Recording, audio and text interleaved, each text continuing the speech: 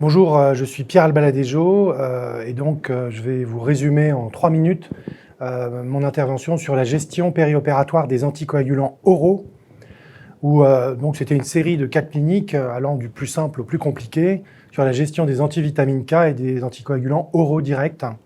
Donc on a rappelé les référentiels habituels qui n'ont pas changé sur la gestion périopératoire et des AVK et des AOD.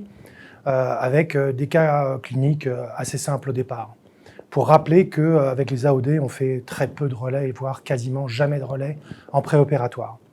J'ai aussi rappelé que, en ce qui concerne les AVK, la principale indication des AVK sont évidemment les patients qui sont porteurs d'une valve mécanique en position aortique ou mitrale. J'ai présenté donc les conditions de relais préopératoire sur ces patients traités par AVK porteurs d'une valve mécanique en proposant un certain nombre de possibilités qui sont résumées dans les recommandations européennes de 2022 et en particulier l'usage beaucoup plus courant des héparines de bas poids moléculaire pour la gestion des patients porteurs d'une valve mécanique, pas uniquement aortique, mais aussi mitrale. Ensuite, on a fait des cas cliniques un peu plus compliqués.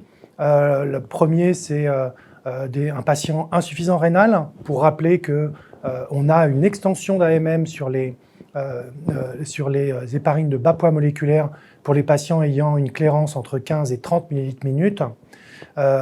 Enfin, un cas clinique beaucoup plus compliqué d'un patient porteur donc toujours d'une valve mécanique, mais avec un antécédent de thrombopénie induite par l'héparine, où là, des discussions un peu plus compliquées qui justifient que dans ces cas extrêmement limites, on ait une attitude collégiale avec les cardiologues médecins vasculaires de façon à trouver la meilleure solution pour la gestion périopératoire de ces anticoagulants chez ces patients assez particuliers.